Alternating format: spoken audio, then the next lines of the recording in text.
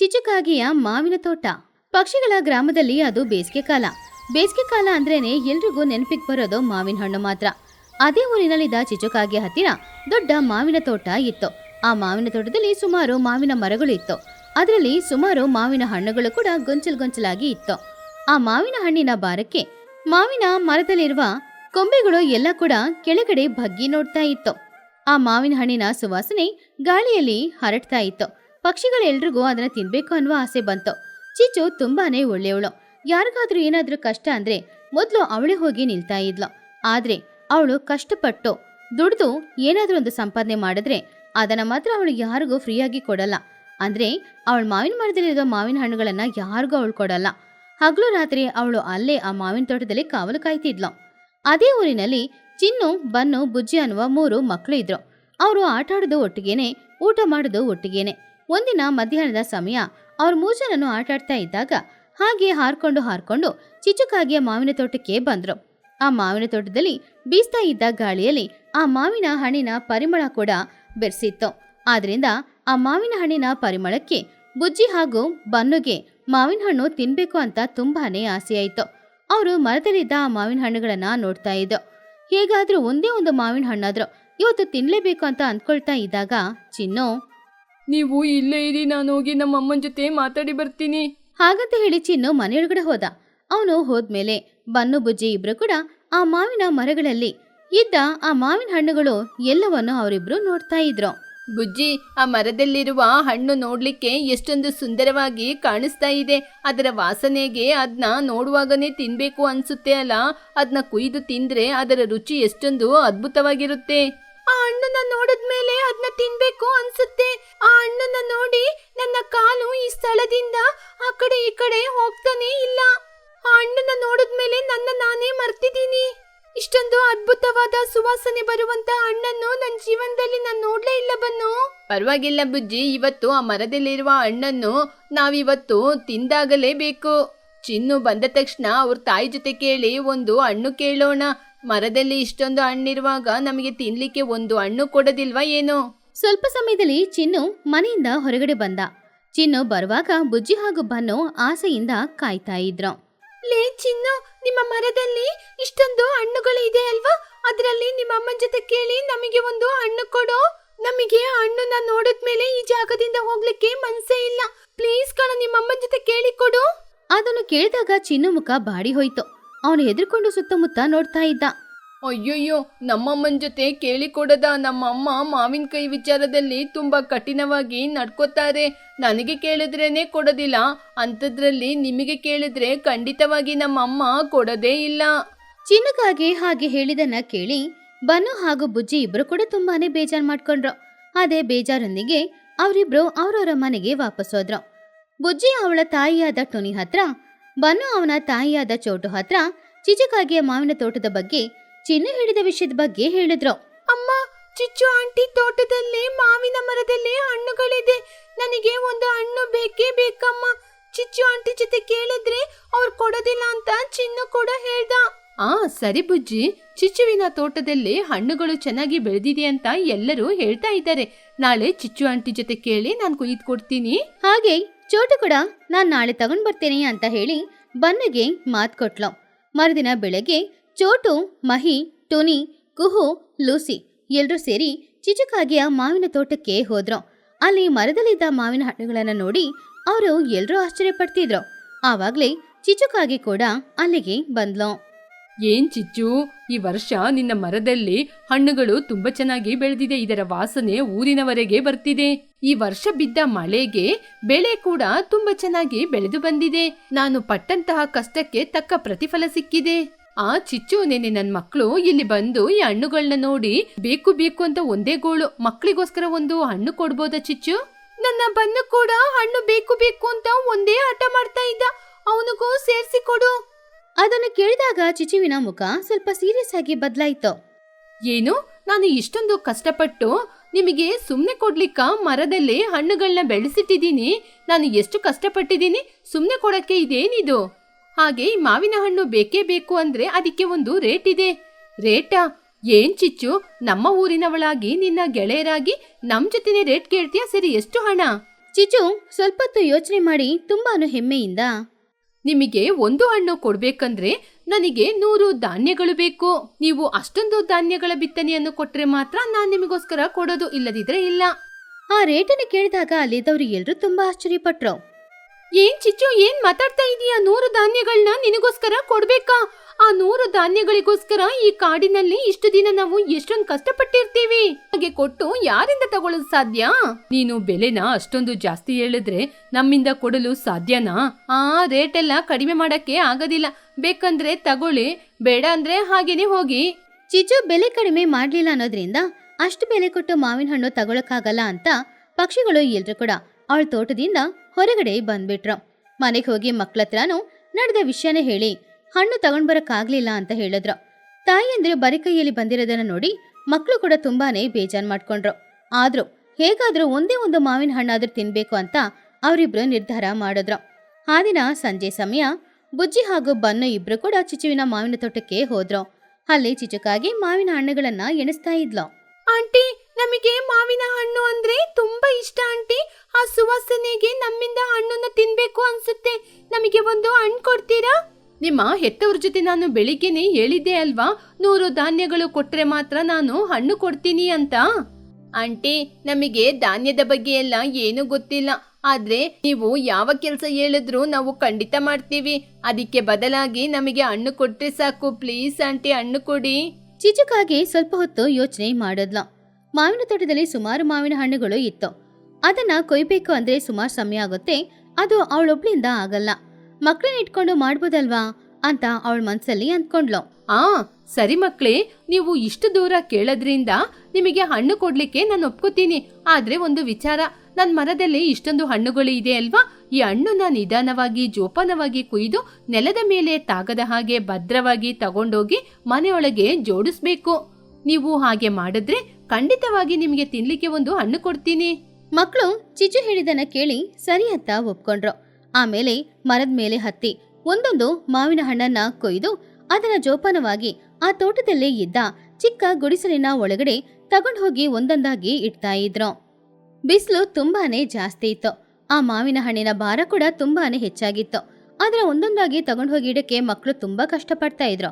ಆದ್ರೆ ಒಂದೇ ಒಂದು ಮಾವಿನ ಹಣ್ಣನಾದ್ರೂ ತಿನ್ಬೇಕು ಅನ್ನುವ ಆಸೆಯಿಂದ ಎಷ್ಟೇ ಟಯರ್ಡ್ ಆದ್ರೂ ಕೂಡ ಅವರಿಬ್ರು ಕಷ್ಟಪಟ್ಟು ಆ ಕೆಲಸನ ಮಾಡ್ತಾನೆ ಇದ್ರು. ಹಾಗೆ ಸಮಯನೂ ಹೋಗ್ತಾ ಇತ್ತು. ಮಕ್ಳಿಬ್ರು ಕಷ್ಟಪಡ್ತಾನೆ ಇದ್ರು. ಸ್ವಲ್ಪ ಸಮಯದಲ್ಲಿ ಕತ್ಲಾಗಕ್ಕೂ ಶುರುವಾಯ್ತು. ಮಕ್ಕಳು ಇವಾಗ ಒಂದು 100 ಲೆಕ್ಕದಲ್ಲಿ ಹಣ್ಣುಗಳನ್ನ ಕೊಯ್ದು ತಗೊಂಡ್ ಬಂದು ಇಟ್ಕೊಂಡಿದ್ರು. ಪಾಪ ಅವ್ರಿಗೆ ಇವಾಗ ಕೆಲಸ ಮಾಡಕ್ಕಾಗಲ್ಲ. ಕೈಕಾಲೆಲ್ಲ ನೋವಾಗ್ತಾ ಇತ್ತು. ಆದ್ರಿಂದ ಅವರು ಚಿಚುಕಾಗಿ ಹತ್ತಿರ ಬಂದ್ರು. ಮಕ್ಳೇ, ಈ ಕಡೆ ಬನ್ನಿ, ಕತ್ತಲಾಗ್ತಿದೆ, ಕೆಲಸ ನಿಲ್ಸಿ. ಚಿಚುಕಾಗಿ ಮನೆಯೊಳಗಡೆ ಹೋದ್ಲು. ಮಕ್ಳಿಬ್ರು ಕೂಡ ಹೊರಗಡೆ ಒಂದು ಮಾವಿನ ಹಣ್ಣಿಗೋಸ್ಕರ ಕಾಯ್ತಾ ಇದ್ರು. ಹೀಗಿರುವಾಗ ಚಿಚುಕಾಗಿ 2 ಬುಟ್ಟಿ ತುಂಬಾ ಇರುವ ಮಾವಿನ ಹಣ್ಣುಗಳನ್ನು ತಗೊಂಡ್ ಬಂದು ಮಕ್ಕಳ ಮುಂದ್ಗಡೆ ಇಟ್ಲು. ಅದನ್ನ ನೋಡಿ ಮಕ್ಳಿಬ್ರು ಕೂಡ ತುಂಬಾನೇ ಆಶ್ಚರ್ಯಪಟ್ರು. ಬನ್ನಿ ಮಕ್ಳೇ, ನಿಮ್ಮಿಬ್ಬರಿಗೂ ಒಂದೊಂದು ಕುಕ್ಕೆ ತುಂಬಾ ಹಣ್ಣು ಕೊಡ್ತೀನಿ. ಈ ಹಣ್ಣನ್ನ ನೀವು ಮನೆಗೆ ತಗೊಂಡೋಗಿ. ಚಿಚು ಹೇಳಿದ ಮಾತುಗಳನ್ನ ಮಕ್ಳಿಂದ ನಂಬಕ್ಕಾಗ್ಲೇ ಇಲ್ಲ. ಯಾಕಂದ್ರೆ ಅವ್ರ ಕಣ್ಣನ್ನೇ ಅವರಿಂದ ನಂಬಕ್ಕಾಗ್ಲಿಲ್ಲ. ಆಂಟಿ, ನಮಗೆ ಹಣ್ಣನ್ನ ಕೊಡ್ತಾ ಇರೋದು ನೀವಾ? ಇಷ್ಟೊಂದು ಹಣ್ಣು ಕೊಡ್ತಾ ಇದ್ದೀರಾ? ನಾವು ನಂಬಕ್ಕಾಗ್ತಿಲ್ಲ. ನಮ್ಮ ಅಮ್ಮನವರು ಬೆಳಿಗ್ಗೆ ಬಂದು ನಿಮ್ ಜೊತೆ ಕೇಳಿದಾಗ ಅವರಿಗೆ ಹಣ್ಣೇ ಕೊಡ್ಲಿಲ್ಲ. ನಮಗೆ ಇಷ್ಟು ಹಣ್ಣು ಕೊಡ್ತಿದ್ದೀರಾ? ಹೌದು ಆಂಟಿ, ನಮ್ಮ ಅಮ್ಮನವ್ರು ಬಂದು ಕೇಳಿದಾಗ ರೇಟ್ ಹೇಳಿದ್ರಿ, ಆದ್ರೆ ನಮಗೆ ಇಷ್ಟೊಂದು ಹಣ್ಣು ಕೊಡ್ತಾ ಇದ್ದೀರಲ್ವಾ ಆಂಟಿ? ಆವಾಗ ಚಿಚು ತುಂಬಾ ಪ್ರೀತಿಯಿಂದ, ಹೌದು ಮಕ್ಳೇ, ನಾನು ಜಿಪುಣಿ ಆಗಿರ್ಬೋದು, ಆದ್ರೆ ಯಾರಿಗೂ ಕಷ್ಟಪಡದೆ ಯಾವುದು ಕೊಡುವುದಿಲ್ಲ. ಹೌದು ಮಕ್ಳೇ, ಕಷ್ಟಪಡದೆ ನನ್ನ ಬಳಿ ಬಂದವರಿಗೆ ನಾನು ಏನೂ ಕೊಡೋದಿಲ್ಲ. ಆದ್ರೆ ಬೆಳಿಗ್ಗೆ ನಿಮ್ಗೆ ಕೆಲಸ ಕೊಟ್ಟಾಗ ಆ ಕೆಲಸವನ್ನು ಎಷ್ಟೊಂದು ನಿಧಾನವಾಗಿ ಜೋಪಾನವಾಗಿ ನೀವು ಮಾಡಿದ್ರಿ ಅಂತ ನಾನು ಗಮನಿಸಿದೆ. ಅದಕ್ಕೋಸ್ಕರನೇ ನಿಮ್ಮ ಕಷ್ಟದ ಪ್ರತಿಫಲವಾಗಿ ನಿಮಗೋಸ್ಕರ ಈ ಹಣ್ಣನ್ನು ಕೊಡ್ತಾ ಇದ್ದೀನಿ. ಕಷ್ಟಪಟ್ಟು ಕೆಲಸ ಮಾಡೋರ್ನ ನೋಡಿದ್ರೆ ನಂಗೆ ತುಂಬಾ ಇಷ್ಟ. ಈ ಹಣ್ಣು ನಿಮ್ಮ ಕಷ್ಟಕ್ಕೆ ತಕ್ಕ ಪ್ರತಿಫಲವಾಗಿ ಕೊಡ್ತಿದ್ದೀನಿ. ಚಿಚುಕಾಗಿ ಹೇಳಿದನ್ನ ಕೇಳಿ ಮಕ್ಳಿಬ್ರು ತುಂಬಾನೇ ಸಂತೋಷಪಟ್ರು. ಚಿಚುಕಾಗಿ ಹತ್ತಿರ ಆ ಮಾವಿನ ಹಣ್ಣು ಕೊಟ್ಟಿದ್ದಕ್ಕೆ ತುಂಬಾನೇ ಧನ್ಯವಾದ ಅಂತ ಹೇಳಿ ಆ 2 ಬುಟ್ಟಿ ಮಾವಿನ ಹಣ್ಣುಗಳನ್ನ ಎತ್ಕೊಂಡು ಅವರು ಕಷ್ಟಪಟ್ಟು ಊರಿನ ಮಧ್ಯಕ್ಕೆ ಬಂದ್ರು. ಅಲ್ಲಿ ಒಂದು ಮರದ ಕೆಳಗಡೆ ಕೂತ್ಕೊಂಡು ಆ ಹಣ್ಣುಗಳನ್ನ ತಿನ್ಬೇಕು ಅಂತ ಅಂದ್ಕೊಳ್ಳುವಷ್ಟರಲ್ಲಿ ಆವಾಗ್ಲೇ ಅಲ್ಲಿಗೆ ಮಹಿ ಹದ್ದು, ಚೋಟುಗಿಡಿ, ಕುಹುಬಾತು, ತುನಿಗು ಬಚ್ಚಿ, ಲೋಸಿ ಪಾರಿವಾಳ ಎಲ್ರು ಬಂದು ಆ ಹಣ್ಣುಗಳನ್ನು ನೋಡಿ ಆಶ್ಚರ್ಯಪಟ್ರು. ಮಕ್ಳೇ, ಇಷ್ಟೊಂದು ಹಣ್ಣು ನಿಮಗೆ ಎಲ್ಲಿಂದ ಸಿಕ್ತು? ಬೆಳಿಗ್ಗೆ ನಾವು ಕೇಳಿದಾಗ ಕೊಡದಿರುವ ಚಿಚ್ಚು ನೀವು ಕೇಳಿದಾಗ ಹೇಗೆ ಕೊಟ್ಲು? ಬುಜ್ಜಿ ಬನ್ನು ಅವರು ಕಷ್ಟಪಟ್ಟು ಕೆಲಸ ಮಾಡಿದ ಬಗ್ಗೆ, ಚಿಚುಕಾಗಿ ಅವರಿಗೆ ಹೇಳಿದ ಬಗ್ಗೆ ಎಲ್ಲಾನು ಹೇಳಿದ್ರು. ಅಮ್ಮ, ಚಿಚ್ಚು ಆಂಟಿ ಜಿಪ್ಪುಣಿ ಏನು ಇಲ್ಲಮ್ಮ. ಕಷ್ಟಪಡೋರ್ನ ನೋಡಿದ್ರೆ ಅವರಿಗೆ ತುಂಬಾ ಇಷ್ಟ. ನಾವು ಕಷ್ಟಪಟ್ಟು ಕೆಲಸ ಮಾಡಿದಕ್ಕೆ ಎಷ್ಟೊಂದು ಕೊಟ್ಟಿದ್ದಾರೆ ನೋಡಿ. ಹಾಗಂತ ಹೇಳಿದಾಗ್ಲೇ ಪಕ್ಷಿಗಳು ಎಲ್ರು ಕೂಡ ಚಿಚುಕಾಗೆಯ ಬಗ್ಗೆ ಎಷ್ಟು ತಪ್ಪಾಗಿ ತಿಳ್ಕೊಂಡಿದೀವಿ ಅನ್ನೋದನ್ನ ಆ ದಿನ ಅರ್ಥ ಮಾಡ್ಕೊಂಡು ಅವರು ಎಲ್ರು ಕೂಡ ತುಂಬಾನೇ ಪಶ್ಚಾತ್ತಾಪ ಪಟ್ರು. ಬನ್ನು ಬುಜ್ಜಿ ಇಬ್ರು ಕೂಡ ಆ 2 ಬುಟ್ಟಿಯಲ್ಲಿದ್ದ ಮಾವಿನ ಹಣ್ಣುಗಳನ್ನ ಸಮಾನವಾಗಿ ಎಲ್ಲರಿಗೂ ಹಂಚಿದ್ರು. ಹಾಗೆ ಆ ದಿನ ರಾತ್ರಿಯ ಸಮಯ ತಂಪಾಗಿ ಗಾಳಿ ಬೀಸ್ತಾ ಇದ್ದ ಆ ಸಮಯದಲ್ಲಿ ಕೂತ್ಕೊಂಡು ಎಲ್ರೂ ಆ ಮಾವಿನ ಹಣ್ಣುಗಳನ್ನ ತುಂಬಾನೇ ಚೆನ್ನಾಗಿದೆ ಅಂತ ತಿಂತಾ ಇದ್ರು. ಅವರು ಕಷ್ಟಪಟ್ಟು ದುಡಿದು ತಗೊಂಡ್ ಬಂದಿರುವ ಮಾವಿನ ಹಣ್ಣುಗಳು ಅನ್ನೋದ್ರಿಂದ ರುಚಿ ತುಂಬಾನೇ ಜಾಸ್ತಿ ಇತ್ತು. ಈ ಕಥೆಯಲ್ಲಿರುವ ನೀತಿ ಏನು ಅಂದ್ರೆ, ಕಷ್ಟಪಡದೆ ಯಾವುದೂ ಸಿಗಲ್ಲ, ಹಾಗೆ ಸಿಗೋದು ಚೆನ್ನಾಗಿನೂ ಇರಲ್ಲ. ಎಲ್ಲನೂ ಫ್ರೀಯಾಗಿ ಸಿಗ್ಬೇಕು ಅಂತ ಅಂದ್ಕೊಳ್ಳೋದಕ್ಕಿಂತ ಕಷ್ಟಪಟ್ಟು ದುಡಿದು ಸಂಪಾದನೆ ಮಾಡುವಾಗ ಸಿಗೋ ಮಜಾನೇ ಬೇರೆ. ಅದು ಪಕ್ಷಿಗಳ ಗ್ರಾಮ. ಮೇ ತಿಂಗಳು, ಬಿಸ್ಲಲ್ಲ, ಹೊರಗಡೆ ಸೂರ್ಯ ಬೆಂಕಿನ ಮೇಲೆ ಹಾಕ್ತಾ ಇದ್ದ. ಪಕ್ಷಿಗಳು ಯಾರು ಹೊರಗಡೆ ಬರ್ಲಿಲ್ಲ. ಹೀಗಿರುವಾಗ ಊರಿನಲ್ಲಿದ್ದ ಪಕ್ಷಿಗಳೆಲ್ಲರೂ ಕೂಡ ಊರಿನ ಮಧ್ಯದಲ್ಲಿದ್ದ ಒಂದು ಮರದ ಕೆಳಗಡೆ ಕೂತ್ಕೊಂಡಿದ್ರು. ಅಲ್ಲಿ ತಂಪಾದ ಗಾಳಿ ಬೀಸ್ತಾ ಇತ್ತು. ಮಹಿ ಹದ್ದು ಎಲ್ರು ಬಂದಿದಾರಾ ಅಂತ ನೋಡಿ ಎಲ್ಲರ ಹತ್ರನೂ ಹೋಗಿ, ಹಬ್ಬಬ್ಬ, ಈ ಬಿಸಿಲಲ್ಲಿ ಯಾವ ಕೆಲಸನೂ ಮಾಡೋಕ್ಕಾಗ್ತಾ ಇಲ್ಲ. ಬೇಟೆನೂ ಇಲ್ಲ, ವ್ಯವಸಾಯ ಮಾಡೋಣ ಅಂದರೆ ಅದಕ್ಕೂ ಈ ಬಿಸಿಲಲ್ಲಿ ಆಗ್ತಾ ಇಲ್ಲ. ಸುಮ್ಮನೆ ಕೂರಕ್ಕೇನೆ ಬೋರ್ ಹೊಡಿತಿದೆ. ಹೌದು ಮಗಿ, ಮನೆಯಲ್ಲಿ ಕೆಲಸಗಳನ್ನ ಮಾಡೋಣ ಅಂದ್ರೆ ಕೆಲಸ ಎಲ್ಲ ಬೆಳಿಗ್ಗೆನೆ ಮುಗ್ದೋಗುತ್ತೆ. ಸ್ವಲ್ಪ ಹೊತ್ತು ನಿದ್ರೆ ಮಾಡೋಣ ಅಂದ್ರೆ ಈ ಉಷ್ಣಕ್ಕೆ ಮನೆಯಲ್ಲಿ ಮಲಗಿ ನೆಮ್ಮದಿಯಾಗಿ ನಿದ್ರೆ ಮಾಡೋಕ್ಕಾಗುತ್ತಾ? ಈ ಬುಜ್ಜಿ ಯಾವಾಗ ನೋಡಿದ್ರು ಈ ಬಿಸಿಲಲ್ಲೂ ಕೂಡ ಕೂತ್ಕೊಂಡು ಮರದಲ್ಲಿ ಆಟಾಡ್ತಾಳೆ. ಬೋರ್ ಅಂದ್ರೆ ಸಾಧಾರಣವಾದ ವಿಷಯನ. ನನಗಂತೂ ತುಂಬಾ ಬೋರ್ ಆಗ್ತಿದೆ. ಕನಿಷ್ಠ ನನ್ನಿಂದ ಲಿಪ್ಸ್ಟಿಕ್ ಕೂಡ ಹಾಕಕ್ಕಾಗ್ತಾ ಇಲ್ಲ. ಎಲ್ಲ ಲಿಪ್ಸ್ಟಿಕ್ಕು ಕರಗಿ ಹೋಗ್ತಾ ಇದೆ. ನನ್ನ ಜೀವನನೇ ನಂಗೆ ಬೋರ್ ಹೊಡಿತಿದೆ. ಆವಾಗ್ಲೇ ಚಿಚುಕಾಗೇನೋ ಅವಳ ಮಗನಾದ ಚಿನ್ನುಕಾಗೇನೋ ಅಲ್ಲಿಗೆ ಬರ್ತಾ ಇದ್ರು. ಚಿಚುಕಾಗೆ ಅವಳ ತಲೆಗೆ ಬಿಸಿಲು ಬೀಳ್ಬಾರ್ದು ಅನ್ನೋದಕ್ಕೋಸ್ಕರ ಒಂದು ತಾವರೆ ಎಲೆನ ತಲೆ ಮೇಲೆ ಇಟ್ಕೊಂಡು ಬಂದ್ಲು. ಹಲೋ ಎವ್ರಿಬಡಿ, ಏನು ಎಲ್ಲರೂ ರಿಟೈರ್ಮೆಂಟ್ ತಗೊಂಡಿರುವ ಮುದುಕಿ ರೀತಿ ಕೂತ್ಕೊಂಡಿದ್ದೀರಾ? ಈ ರೀತಿ ಆರಾಮವಾಗಿ ಕೂತ್ಕೊಳ್ಳೋದು ನನ್ನ ಜೀವನದಲ್ಲಿ ನನಗೆ ತುಂಬಾನೇ ಇಷ್ಟ. ಇದು ಹಾಲಿಡೇ ಮೂಡು. ಅಮ್ಮ, ನೀವು ಕೆಲಸ ಅಂದರೆ ಯಾವಾಗಲೂ ಹೀಗೆ ತಾನೇ? ಹುಷಾರಿಲ್ಲ ಅದು ಇದು ಅಂತೇಳಿ ಮೊನ್ನೆ ಕೂಡ ನೋಡಿ ಪಾತ್ರೆ ಎಲ್ಲ ಅಪ್ಪನ ಕೈಯಿಂದನೇ ತೊಳ್ಸಿದಿ ತಾನೇ? ಶೋ, ಬಾಯಿ ಮುಚ್ಚೋ. ಎಲ್ಲರ ಮುಂದೆ ಮರ್ಯಾದೆ ತೆಗಿಬೇಡ, ಅದು ಸ್ಮಾರ್ಟ್ ವರ್ಕು. ಆದ್ರೂ ಕೂಡ ಈ ಬಿಸಿಲಲ್ಲಿ ಹೊರಗಡೆ ತಿರುಗೋದು ತುಂಬಾ ಕಷ್ಟ ತಾನೆ. ಅದಕ್ಕೇನೆ ನಾನು ಮನೆಯಲ್ಲೇ ಸ್ಪಾ ಮಾಡ್ಕೊಂಡು ಬಂದಿದ್ದೀನಿ. ಏನು ಸ್ಪಾನ? ನಿನ್ ಮನೆಯಲ್ಲಿ ಸ್ಪಾ ಕೂಡ ಇದೆಯಾ? ಯಾವಾಗ ಆರಂಭಿಸಿದ್ದು? ಓ, ಅದಾ, ಮಡಿಕೆಯಲ್ಲಿ ನೀರ್ ತುಂಬಿಸ್ಕೊಂಡು ಆರಾಮವಾಗಿ ಮಲ್ಕೊಳ್ಳೋದು. ಸರಿ, ಬೋರ್ ಆಗುತ್ತೆ ಅಲ್ವಾ, ಏನಾದ್ರೂ ಆಡೋಣ? ಏನ್ ಆಟ ಆಡೋದು ಚಿಚ್ಚು? ಈ ಬಿಸಿಲಲ್ಲಿ ಓಡಾಡಿ ಆಟಾಡೋದು ನನ್ನಿಂದ ಆಗೋದಿಲ್ಲಪ್ಪ. ನನಗೆ ತಲೆ ಸುತ್ತಬಿಡುತ್ತೆ. ನಾವು ಕೂತ ಜಾಗದಲ್ಲೇ ಕೂತಿರುವ ಹಾಗೆ ಒಂದು ಗೇಮನ್ನು ಮಾಡೋಣ. ಇದರ ಹೆಸರು ಮಾಯಾಶಕ್ತಿ. ಅಂದರೆ ಈ ಬಿಸಿಲಿನ ತಾಪದಿಂದ ತಪ್ಪಿಸ್ಕೊಳ್ಳೋದು ಹೇಗೆ ಅಂತ, ಒಂದು ಮಾಯಾಶಕ್ತಿಯನ್ನು ಪಡೆದಿರುವುದು ಹೇಗೆ ಅಂತ ನಾವೇ ಕ್ರಿಯೇಟ್ ಮಾಡಿ ಹೇಳಬೇಕು. ಅದನ್ನು ಕೇಳಿ ಬನ್ನುಗಿಳಿ, ಸೂಪರ್ ಗೇಮ್, ನಾವು ಕೂಡ ಬರ್ತೀವಿ, ನಾವು ಆಟಾಡ್ತೀವಿ. ಸರಿ ಸರಿ, ಮೊದಲಿಗೆ ತುನಿ ನೀನ್ ಹೇಳು, ನಿನಗೆ ಯಾವ ಶಕ್ತಿ ಬೇಕು? ತುನಿಗುಬ್ಬಚ್ಚಿ ಆಲೋಚನೆ ಮಾಡಿ, ನನಗೆ ಅಂದ್ರೆ ನಾನು ನಡೆಯುವಾಗ ನನ್ನ ತಲೆ ಮೇಲೆ ಮಳೆ ಬರ್ತಾ ಇರಬೇಕು, ಬಿಸಿಲು ತಾಗ್ಲೇಬಾರ್ದು, ಹಾಗೇನೆ ನನ್ನ ಧಾನ್ಯಗಳಿಗೆಲ್ಲ ನೀರು ಸಿಗ್ಬೇಕು. ಹಾಗಿದ್ರೆ ನನಗೆ ಓಕೆ. ಇದೇ ನನ್ನ ಐಡಿಯಾ. ಹೇಗಿದೆ? ತುನಿ, ನಿಂದು ಸೂಪರ್ ಐಡಿಯಾ. ಒಬ್ಬ ವ್ಯವಸಾಯಿ ಏನು ಆಲೋಚನೆ ಮಾಡಬೇಕು ಅದನ್ನೇ ನೀನು ಆಲೋಚನೆ ಮಾಡಿದೆ. ನನಗೆ ಹೇಗಿರ್ಬೇಕು ಅಂದ್ರೆ, ನಾನು ಬಾಯಿ ತೆಗಿದ್ರೇನೆ AC ಆನ್ ಆಗಿ ಬರ್ಬೇಕು. ಅಯ್ಯೋ ಮಮ್ಮಿ, ಹಾಗಾದ್ರೆ ಎಲ್ರು ನಿನ್ನ ಫ್ಯಾನ್ ಅನ್ಕೋತಾರೆ, ಎಲ್ರು ನಿನ್ ಪಕ್ಕನೆ ಕೂತಿರ್ತಾರೆ, ನಾನು ನಿನ್ ಜೊತೆನೇ ಇರ್ತೀನಿ. ಎಲ್ರು ನಗಾಡಿದ್ರು. ಲೂಸಿ, ನೀನು ನಿನ್ನ ಬ್ಯೂಟಿಗೆ ತಕ್ಕಂತೆ ಪವರ್ ಯೋಚನೆ ಮಾಡು. ಆವಾಗ ಲೂಸಿ ಪಾರಿವಾಳ ತುಂಬಾನೇ ಸ್ಟೈಲ್ ಆಗಿ, ಇನ್ನು ನಂದು ಏನಂದ್ರೆ, ನನ್ ಬಿಸಿಲಲ್ಲಿ ಹೋಗುವಾಗ ನನ್ನ ರೆಕ್ಕೆಗಳು ಆಟೋಮೆಟಿಕ್ ಆಗಿ ಕೊಡೆಯಾಗ್ಬೇಕು. ಬಿಸಿಲು ನನ್ ಮೇಲೆ ಬಿದ್ದ ತಕ್ಷಣ ರಿಫ್ಲೆಕ್ಟ್ ಆಗ್ಬೇಕು. ಆವಾಗ ಬಿಸಿಲು ನನ್ ಮೇಲೆ ತಾಗಲ್ಲ. ಹಾಗೇನೆ ನಾನು ಪಳಪಳ ಅಂತ ಹೊಳಿತೀನಿ, ಊರೆಲ್ಲ ನನ್ನ ಮೇರೆಗೆ. ಅಮ್ಮ ಲೂಸಿ, ನೀನ್ ಪಳಪಳ ಅಂತ ಹೊಳಿತಾ ಇದ್ರೆ ನಿನ್ನ ನೋಡಿ ವಿಮಾನ ಆಕ್ಸಿಡೆಂಟ್ ಆಗ್ಬಿಡುತ್ತೆ. ಇವಾಗ ನನ್ನ ಸರದಿ. ನನಗೆ ಅಂದ್ರೆ ಯಾವಾಗ್ಲೂ ನದಿಯಲ್ಲಿ ನೀರು ಕಡಿಮೆ ಆಗದೆ ಹಾಗೇನೆ ಇರ್ಬೇಕು. ನಾನು ತೇಲ್ಕೊಂಡು ಫ್ರೆಶ್ ಆಗಿರ್ತೀನಿ. ನೀವೆಲ್ಲರೂ ನಿಮ್ಮ ನಿಮ್ಮ ಪವರ್ನ ಹೇಳ್ಬಿಟ್ರಿ. ನಮ್ಮ ವಿಲೇಜ್ ಚಿಚುಕಾಗೆ ಇದೆ ಅಲ್ವಾ, ಅದರ ಪವರ್ ಏನು ಅಂತ ಕೇಳಿ ತಿಳ್ಕೊಳ್ಳೋಣ. ಎಲ್ಲರೂ ಬನ್ನಿ. ಚಿಚುಕಾಗೆ ಹೆಮ್ಮೆಯಿಂದ ಕಾಲರ್ನ ಎತ್ತಿ ಹಾಕಿ, ನಿಮ್ಮೆಲ್ಲರ ಪವರು ವೇಸ್ಟ್, ಇರೋದ್ರಲ್ಲೇ ನನ್ನ ಪವರೇ ಹೈಲೈಟು. ನನಗೆ ಐಸ್ ಕ್ರೀಮ್ ಟಚ್ ಪವರ್ ಬೇಕು. ಐಸ್ ಕ್ರೀಮ್ ಟಚ್ಚಾ? ಹಾಗೆಂದ್ರೆ ಹಳೆ ಕಾಲದಲ್ಲಿ ರಾಜ ಏನ್ ಮುಟ್ಟಿದ್ರು ಅದು ಚಿನ್ನವಾಗಿ ಬದಲಾಗ್ತಾ ಇತ್ತಲ್ವಾ, ಅದೇ ರೀತಿ ಈ ಕಾಲದಲ್ಲಿ ನಾನು ಏನೇ ಮುಟ್ಟಿದ್ರು ಅದು ಐಸ್ ಆಗಿ ಬದಲಾಗ್ಬೇಕು. ಹಾಗೇನಾದ್ರೂ ಇದ್ರೆ ಬಿಸಿಲಲ್ಲಿ ಜಾಲಿ ಅಲ್ವಾ. ಆಮೇಲೆ ನಾನು ಐಸ್ ಕ್ರೀಮ್ ಫ್ಯಾಕ್ಟ್ರಿಯನ್ನು ಇಟ್ಟು ಕೋಟಿ ಲೆಕ್ಕದಲ್ಲಿ ಹಣ ಸಂಪಾದನೆ ಮಾಡ್ಬೋದು. ಅಯ್ಯೋ ಅತ್ತೆ, ನೀವು ಯಾವ್ದು ಮುಟ್ಟಿದ್ರು ಅದು ಐಸ್ ಆಗಿ ಬದಲಾಗ್ಬೇಕಾ? ಹಾಗೆ ಅಂದ್ರೆ ನೀವು ಬೆಡ್ ಮೇಲೆ ಮಲ್ಕೋತೀರಾ, ಅದು ಐಸ್ ಆಗ್ಬಿಟ್ರೆ ಆಮೇಲೆ ಐಸ್ ಕರಗಿ ಹೋದ್ಮೇಲೆ ನೀವು ನೆಲದ ಮೇಲೆ ತಾನೇ ಬಿದ್ದಿರ್ತೀರಾ. ಚಿನ್ನುಕಾಗೆ ಅದನ್ನ ಕೇಳಿ ಹೆದರ್ಕೊಂಡು, ಅಮ್ಮ, ನೀವು ನನ್ನ ಮಾತ್ರ ಮುಟ್ಬೇಡಿ. ನೀವು ನನ್ನ ಮುಟ್ಟಿದ್ರೆ ನನ್ನ ಚಾಕೋಬರ್ ಆಗಿ ಬದಲಾದ್ರೆ ಆಮೇಲೆ ನೀವೇ ನನ್ನ ತಿನ್ಬಿಡ್ತೀರಾ. ನನ್ನ ಮುಟ್ಬೇಡಿಮ್ಮ. ಎಲ್ರು ಹೊಟ್ಟೆ ಇಟ್ಕೊಂಡು ನಗಾಡಿದ್ರು. ಚಿಚುಗೆ ಏನ್ ಹೇಳೋದಂತ ಅರ್ಥ ಆಗ್ಲಿಲ್ಲ. ಲೇ ಹುಚ್ಚ ಚಿನ್ನು, ನಾನ್ ಯಾಕನ್ನು ನಿನ್ನ ಮುಟ್ತೀನಿ? ನಾನು ಕಲ್ಲು ಎಲೆಗಳನ್ನ ಮಾತ್ರ ಮುಟ್ಟೋದು. ನನ್ನ ಪವರಲ್ಲಿ ಸಣ್ಣ ಬದಲಾವಣೆ. ನನಗೆ ಬೇಕಾಗಿದ್ದು ಐಸ್ ಕ್ರೀಮ್ ಪವರ್ ಅಲ್ಲ, ಇನ್ವಿಜಿಬಲ್ ಪವರ್, ಮಾಯವಾಗುವ ಪವರ. ಈ ಬಿಸಿಲು ಕಾಲದಲ್ಲಿ ಈ ಪವರ್ನ ಇಟ್ಕೊಂಡು ನೀನೇನ್ ಮಾಡ್ತೀಯ ಚಿಚ್ಚು? ಅಲ್ಲಿ ತಾನೇ ಇರೋದು ಸರಿಯಾದ ಟ್ರಿಕ್ಸ್. ನಾನು ಮಾಯವಾದ ಪವರ್ನ ಪಡ್ಕೊಂಡ್ರೆ ಯಾರ ಕಣ್ಣಿಗೂ ಕಾಣೋದಿಲ್ಲ.